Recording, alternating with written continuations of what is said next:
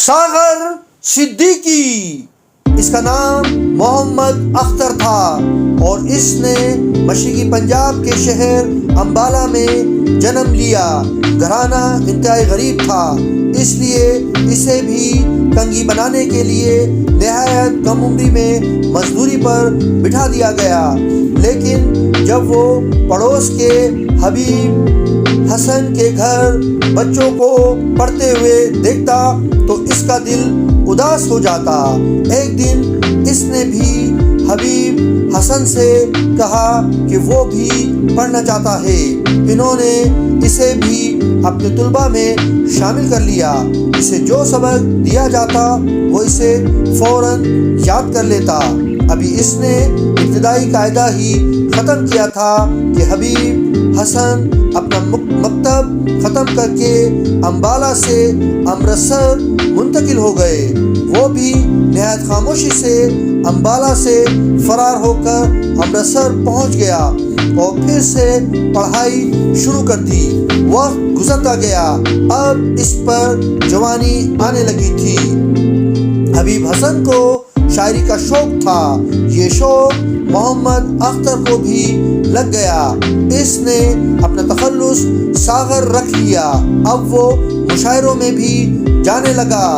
اس کے اشعار نیاپن لیے ہوئے تھے، اس لیے خوب داد ملتی۔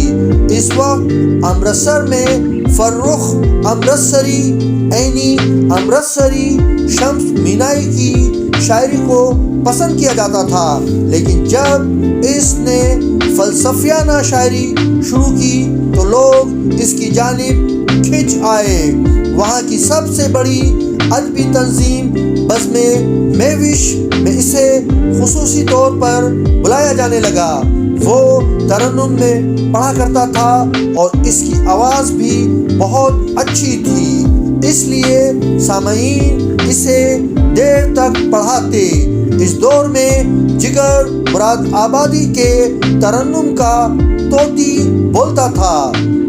ایک مشاعرے میں دونوں شریک تھے، لیکن جب وہ مائک پر پہنچا تو سامعین دم بخود رہ گئے اور جگر نے اٹھ کر سینے سے لگا لیا۔ وقت گزر رہا تھا کہ 1947 کا خونی دور آ گیا۔ ہر طرف مسلمانوں کے خون سے ہولی کھیلے جانے لگی۔ وہ بھی جان بچا کر کسی نہ کسی طرح لاہور آ گیا۔ لاہور پہنچتے ہی اس کی شاعری نے دھوم مچا دی، لیکن سکہ بند شاعر اس کے خلاف ہو گئے اور سازشیں ہونے لگی۔ اسے مشاعروں میں بلانے والوں کو روکا جانے لگا۔ اسے ہوٹ کرنے کے لیے کرائے کے آدمی بھیجے جانے لگے۔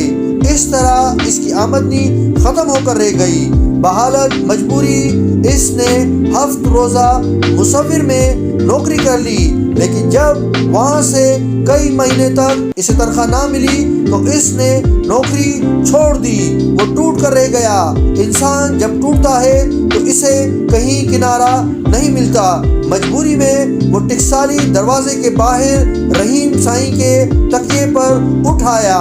رحیم سائی کا تکیہ نشے بازوں کا اڈا تھا۔ وہ بھی نشے میں ڈوبنے لگا۔ وہیں معروف موسیقار مبارک علی کی نظر اس پر پڑ گئی اور وہ اسے اپنے ساتھ لے آئے۔ ان دنوں وہ انور کمال پاشا کی فلم دو آنسو کی موسیقی ترتیب دے رہے تھے۔ انہوں نے اس فلم کے تمام گیت لکھوانے کی فرمائش کر دی۔ 500 روپے ایڈوانس میں دلوا دیے۔ اس فلم کے گیتوں نے اس پر کامیابی کے دروازے کھول دیے۔ انوکھی داستان، جبر، وہ باپ کا گناہ، غلام، انجان، سرپروش اور باغی جیسی کامیاب فلمیں اس کے حصے میں آ گئیں، لیکن سفید پوشوں نے اسے اتنے زخم دیے کہ وہ ان سے نفرت کرتے ہوئے خود کو نشے میں ڈبوتا رہا۔ وقت گزرتا رہا، دنیا والوں سے نفرت بڑھتی رہی۔ اس درمیان کچھ دوستوں نے اکسایا کہ اخبار نکالو، رقم ہم دیں گے۔ اس نے ڈکلریشن لیا، لیکن رقم کا انتظام نہ ہو سکا۔ یہ اثر سیدھا دماغ پر پڑا اور وہ ہوش کی دنیا سے گم ہو گیا۔ 1958 میں وہ ہوش کی دنیا میں دوبارہ آیا، مگر باتوں میں رب نہ آ سکا، لیکن شاعری میں وہی گہرائی تھی۔ اسے لاہور کے ایک مشاعرے میں مدعو کیا گیا۔ یہ مشاعرہ ایوب خان کی زرعی اصلاحات کی مداثرائی میں تھا۔ اس نے اس مشاعرے میں وہ شعر پڑھا جو بعد میں ضرب المثل ہو گیا: مجھے وطن کے غریبوں کو ڈھانپنے کے لیے قبائے خواجائے اقلیم کی ضرورت ہے۔ یہیں اس کی ملاقات نیوز ایجنٹ بابو صادق سے ہوئی اور وہ اسے اپنے ٹھیے پر لے گئے جہاں وہ رات گزارنے لگا۔ اس کے اشعار تواتر سے نوائے وقت میں چھپ رہے تھے، لیکن اسے چین نہ تھا۔ وہ کبھی یہاں تو کبھی وہاں گھومتا رہا، جہاں جگہ مل جاتی وہیں سو رہتا، کمبل بچھا کر سوتا اور دن بھر کندھے پر لادے رکھتا۔ اسی بے بسی کی حالت میں اس نے فٹ پاتھ پر سینکڑوں راتیں گزار دیں اور پھر 19 جولائی 1975 کو اس نے بیچارگی میں دم توڑ دیا۔ دنیا والے اسے ساغر صدیقی کے نام سے پہچانتے ہیں، جس کا ماں باپ نے نام اختر رکھا تھا۔